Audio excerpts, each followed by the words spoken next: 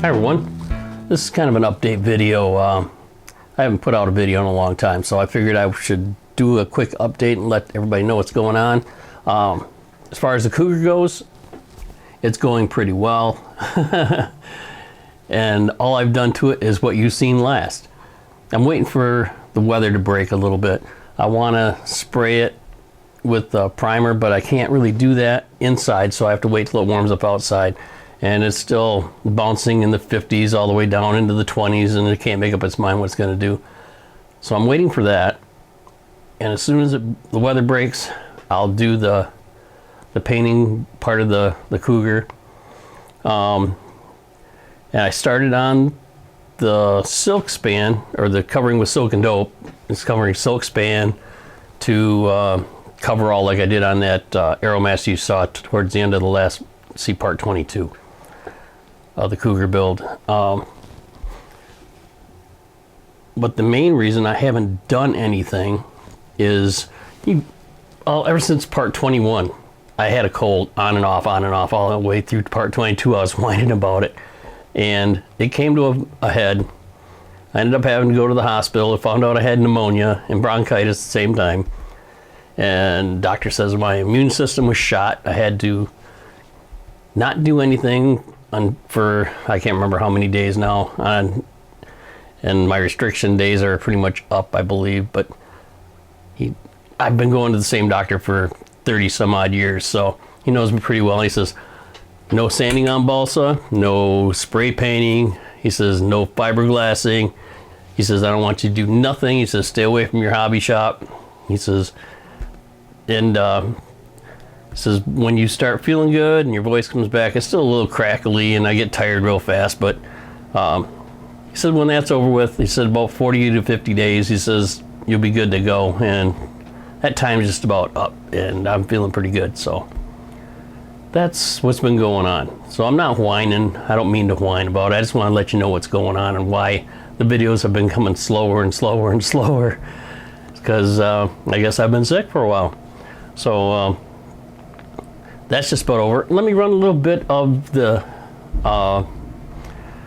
silk and dope video and show you what I got. Just a little smidget of it, and we'll go on from there. I'll talk a little bit more about what's coming up.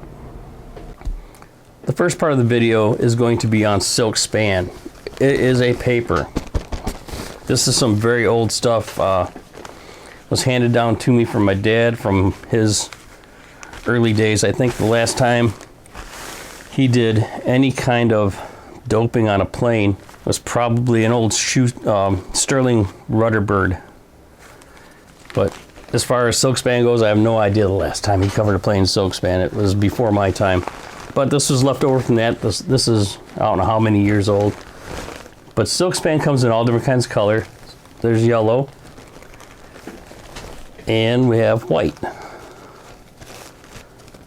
And this is what we'll be using on our project, or my project I should say, which will be this guy right here, this old Ringmaster.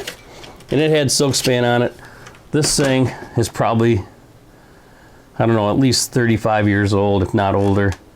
It was given to me by a friend of the flying community that used to fly with us back in the early 70s to late 70s.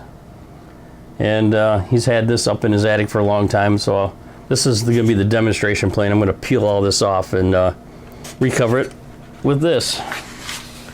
The next type of material I'll use and show you how to use is silk. This is not real good silk. This is old. The best place to buy silk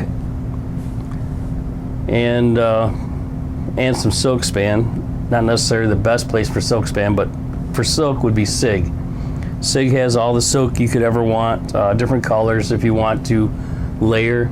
Let's say if you start with a white, then you can cut a strip of red or pink or blue or whatever and lay it on top and seal that down, so you don't have to do any painting, just clear coat and it's pretty much done. But it's pretty light. I mean, look at that. It's feather light compared to any other covering material you could find. Well, that's as far as I got. As far as other videos. However, I do get phone calls, a lot of phone calls usually normally I should say, on how to find the center of gravity on this airplane or that airplane or this type of wing or that kind of wing.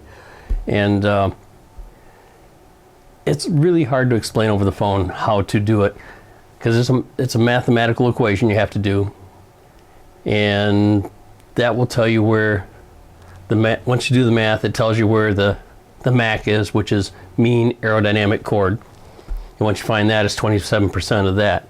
So I think I'm going to do a short video on that coming up, and maybe on how to find the wing area on any given wing, including an elliptical like a Spitfire wing. That's kind of important if you ever decide to make one of those and don't have the instruction sheets telling you it's X amount of inches or millimeters from the leading edge at the root. So this will help you with that. If you ever decide to design a plane, it's good to know where your center of gravity is before you even build the thing. It's very helpful. So I figure I'll do that video. Maybe it'll reduce the amount of phone calls. You can tell it's cold outside, the furnace is coming on. That would be a good little tip or hint. Kind of goes with the title of my channel, but it'd be good for everybody to know. Even if you have an ARP that you bought from somebody else and it's a tapered wing and you want to make sure the center of gravity is right and nobody seems to know, this is a good way to figure it out. So I'm going to leave it at that. I'm going to get off of here. I can't work on my planes yet. Pretty soon. The videos are coming. I still have things on order for the Silk and Dope video. So that'll be a little bit in the making. Hopefully the weather will break. Get the Cougar out in the garage. Get the lights set up so you can see, so I can break out the air gun and the epoxy paint and go crazy for a bit. Show you how to do some of these things. So until then, you guys have a good one.